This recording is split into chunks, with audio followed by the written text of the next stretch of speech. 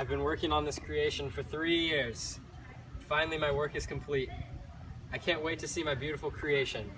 I found the secret to animating dead flesh. All I need is a little electricity. Let there be life to you. It's so ugly! Oh my god! Damn.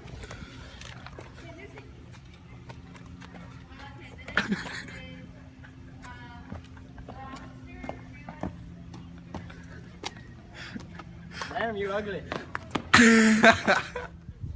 Finally, Elizabeth.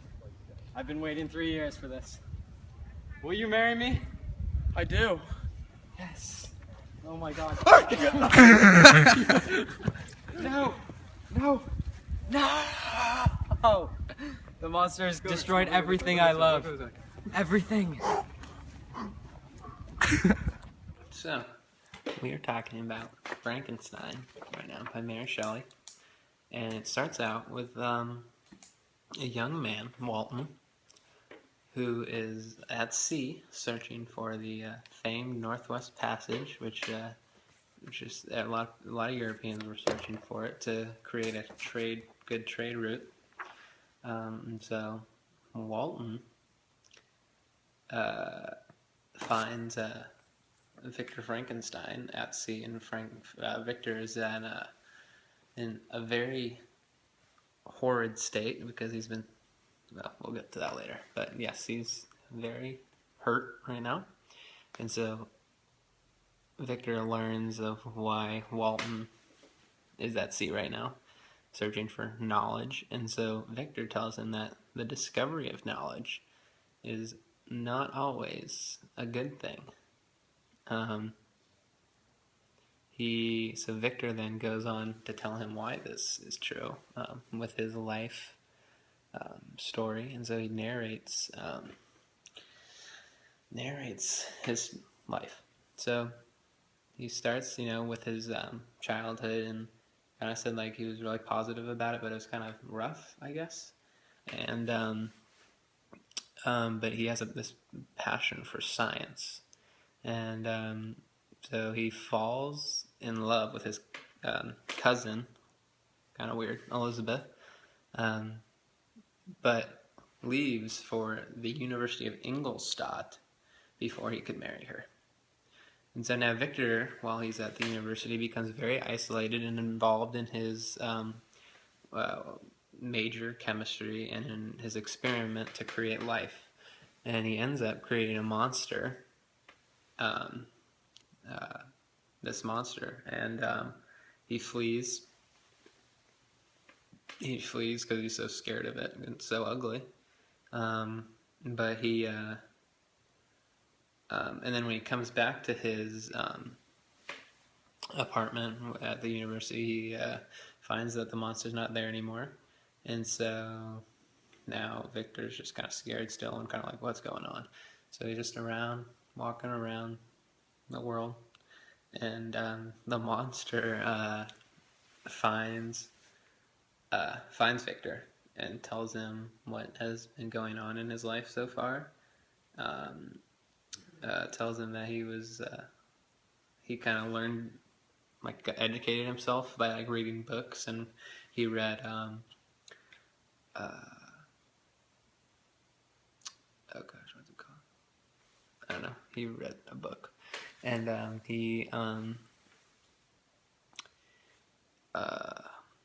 so, and then Victor, why the monster wanted to find Victor was so that Victor could make him a wife, create a wife. And so Victor at first is like, oh, all right, but then he figures out that that would be terrible because they could have monster babies and the world would be terrible. And so the monster then becomes enraged and wants revenge for not creating a wife, so he kills the love of Victor's life, Elizabeth. And this is where it gets good. All right, boys and girls. So Victor, looking for revenge now, bloodies and beatens himself, trying to search the whole land for Frankenstein. And he doesn't find him. Can't find him, and so he dies at sea. And that's where he found Walton, at sea. And so he died, after he told the story. It's pretty amazing, huh? And so the novel ends with the monster realizing he is forever alone and really just kind of a tough life. You know what I mean? Coming from the streets. But, thank God for sidewalks. Am I right? Okay. Yeah, that's what I got out of the book. You guys have a great day, and we'll see you next week. The main character and protagonist of Mary Shelley's Frankenstein is a scientist named Victor Frankenstein. He's a very intelligent boy born in Naples and raised in Geneva, where he becomes extremely close with his cousin Elizabeth, and he then ends up falling in love with her. At the age of 17, his mother, Caroline Buford, dies of scarlet fever. He's devastated by the loss of his mom, and he leaves for Geneva for the University of Ingolstadt, where he drives himself into deep isolation. He completely ignores his social life, and he dives deep into his studies, where he learns how to create life. He learned all that his professors knew about the topic, and he then locked himself away in his room and found out the secret to animating dead flesh. He works for a long time creating a giant bean out of dead human parts and brings it to life with electricity, but the appearance of this creation is so appalling that Victor runs away from it. For the rest of the book, Victor is torn, as the monster destroys everything Victor loves, while he just avoids the monster as he struggles to bring himself to destroy it. In many ways, the monster and Victor are not too different, in that they are driven into isolation and eventually turn to vengeance.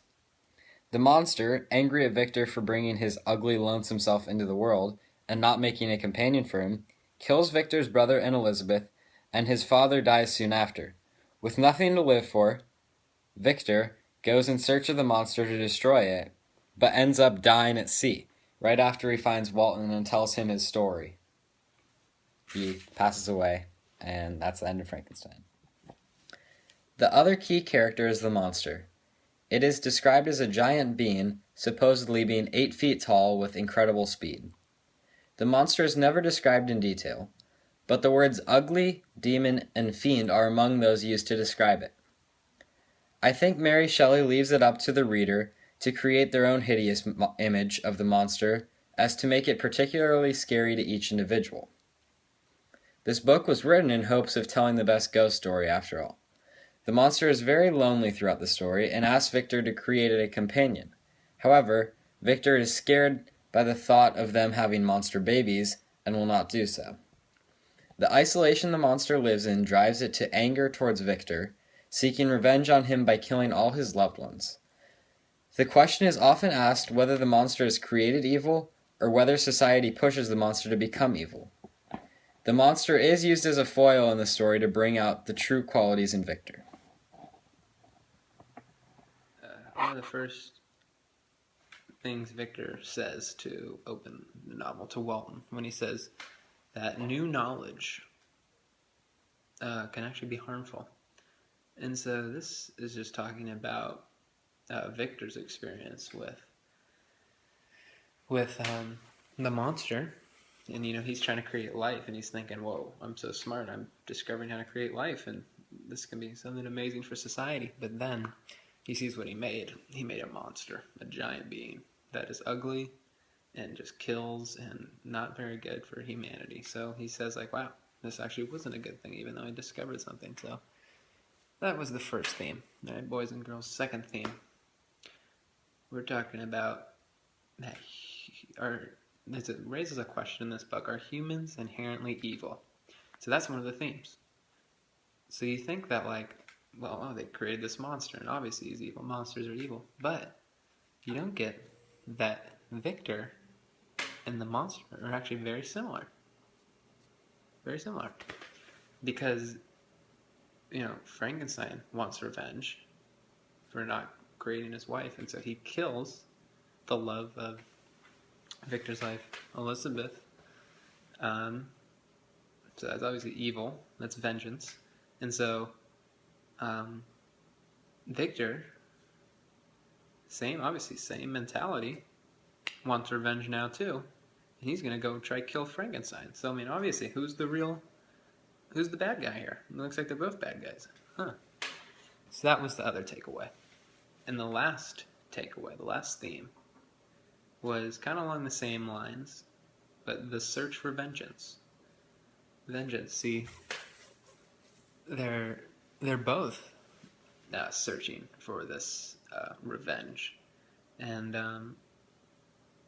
so it's really just saying the themes like monsters and humans alike, and everything in humanity. We're all evil. We're greedy. We're very prideful, and we're just looking out for ourselves instead of helping others. And so I think that was another theme out of the book Mary Shelley was trying to convey, was help for others, and be a little more positive, and a little more do good to the world, not be evil. So those were the three themes that I got out of here.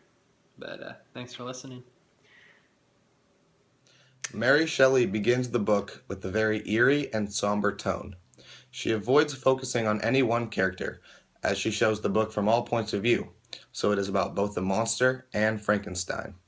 The tone continues throughout the book, changing at times, however, when the monster feels emotional, for example, when he is compassionate towards the family he meets in the woods. The next tone I'm going to talk about is flashback. Nearly the entire novel is a flashback. The way the story is told makes it a first-hand story. Being told from the past makes Frankenstein more entertaining as well as more authentic. The flashback helps to make the story feel as if it was real, as well as keeping the story interesting. Another technique used by Mary Shelley is setting. By using the setting of isolation, for example, Victor's dorm room and the icy tundra where he meets Walton, Shelley creates a lonely realm in which characters dwell on their thoughts and often turn to vengeance. For our key quotation, I chose one by the monster. I, the miserable and the abandoned, am an abortion, to be spurned at and kicked and trampled on.